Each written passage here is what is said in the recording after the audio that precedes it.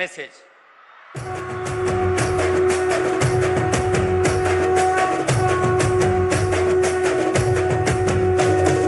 మూడు రంగుల జెండా బట్టి సింగమోలే కదిలినాడు ఒక్కరో కాంగ్రెస్ సూర్యుడు మన రేవంత్ అన్న నిగ్గదీసి అడిగే మునగాడు వీడు భూమిన వానైతాడు బీద సాదల ధైర్యం వీడు దొంగ దొరల భరతం పడతాడు మన రేవంత్ అన్న పేద ఇంటికి. తెలంగాణ రాష్ట్ర ప్రభుత్వ ఆధ్వర్యంలో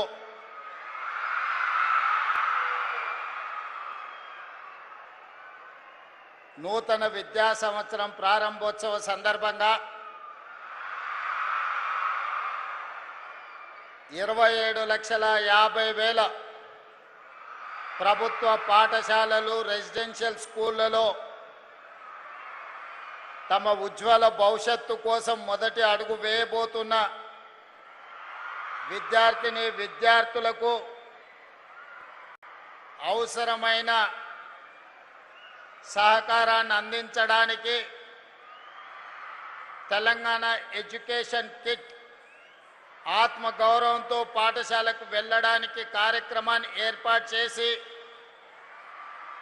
అదేవిధంగా ఈనాడు యువత పట్ల డ్రగ్స్ మహమ్మారి యువత భవిష్యత్తును నాశనం చేస్తున్న సందర్భంలో మనందరికీ ఆదర్శంగా నిలబడడానికి వారి సుదీర్ఘమైన అనుభవాన్ని మనతో పంచుకొని తెలంగాణ రాష్ట్రాన్ని దేశంలోనే నెంబర్ 1గా నిలబెట్టడానికి విచ్చేసిన తెలంగాణ రాష్ట్ర గవర్నర్ శ్రీ శివప్రతాప్ శుక్లా గారికి స్వాగతం పలుకుతూ విద్యార్థులందరినీ నిలబడి గవర్నర్ గారికి పెద్ద ఎత్తున చప్పట్లతో స్వాగతం పలకాల్సిందిగా విజ్ఞప్తి చేస్తున్నా.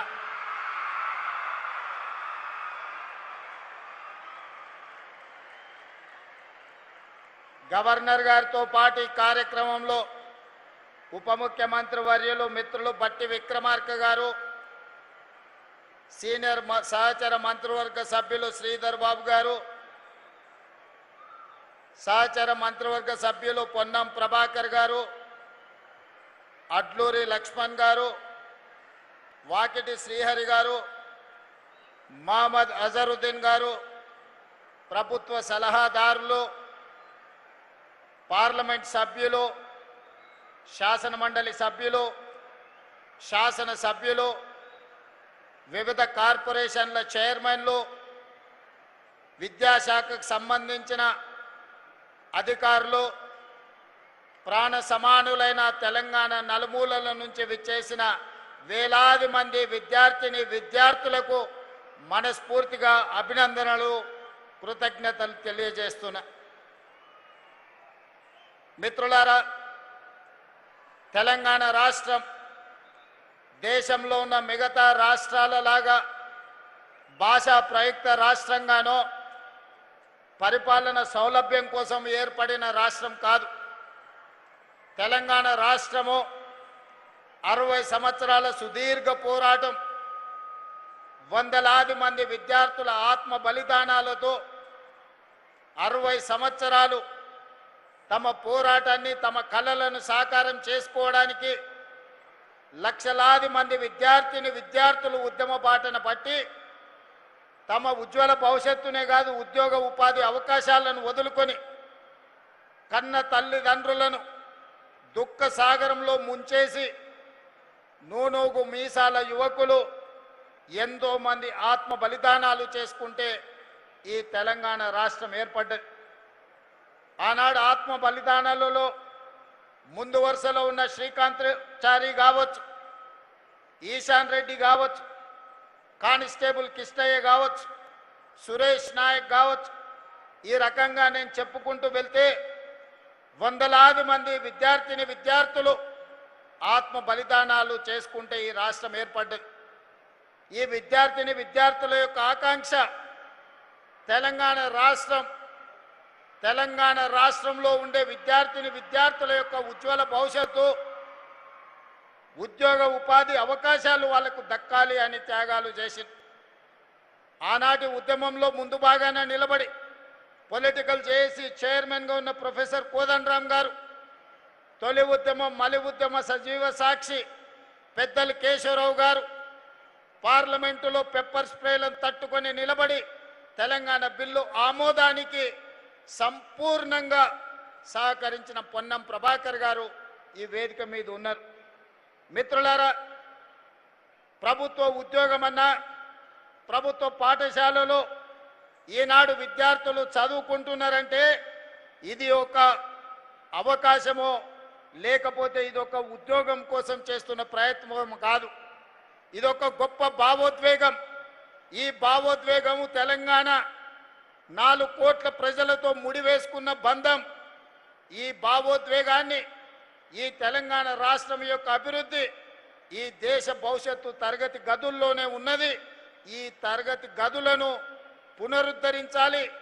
విధ్వంసం అయిపోయిన తెలంగాణ విద్యాశాఖను ఈనాడు వికాసం వైపు నడిపించాలని రాష్ట్ర ప్రభుత్వం నిర్ణయం తీసుకొని సహచర మంత్రివర్గ సభ్యుల సహకారంతో ఈనాడు తెలంగాణ రాష్ట్ర ప్రభుత్వం తన బడ్జెట్లో 8.5% నిధులను కేటాయించడం జరిగింది. 26,600 కోట్ల రూపాయలతోటి ఈనాడు ఈ పేదలు, ముఖ్యంగా SC, ST, BC, minority and backward ఆర్థికంగా వెనుకబడిన విద్యార్థుల భవిష్యత్తు కోసం ఈనాడు తెలంగాణ రాష్ట్ర ప్రభుత్వం 26,600 కోట్ల రూపాయలు ఖర్చు పెడుతుంది. ఈ ఖర్చుగా మా ప్రభుత్వం భావించడం లేదు. ఈ ప్రభుత్వం ఈ నిధులను భవిష్యత్తు పెట్టుబడిగా భావిస్తున్నాం. ఈ నిధులు భవిష్యత్ తరాల యొక్క భవిష్యత్తును నిర్ణయించే పెట్టుబడిగా మేము భావిస్తున్నాం. ఈరోజు దిక్కులేని వాళ్ళుగానో ఎస్సీ, ఎస్టీ, బీసీ, మైనారిటీ హాస్టళ్లలో చదువుకుంటున్న వాళ్లకు కొంతమంది కనిపిస్తారేమో, కొంతమంది కనిపిస్తుందేమో. నాకు, నా సహచర మంత్రివర్గ సభ్యులకు రేపటి భవిష్యత్తుకు వీళ్ళే దిక్సూచులు.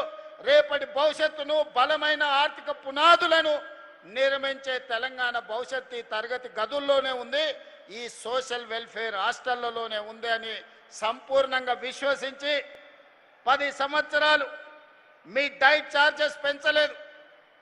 మేము వచ్చిన ఎంబడే 40% డైట్ ఛార్జెస్ పెంచినాం.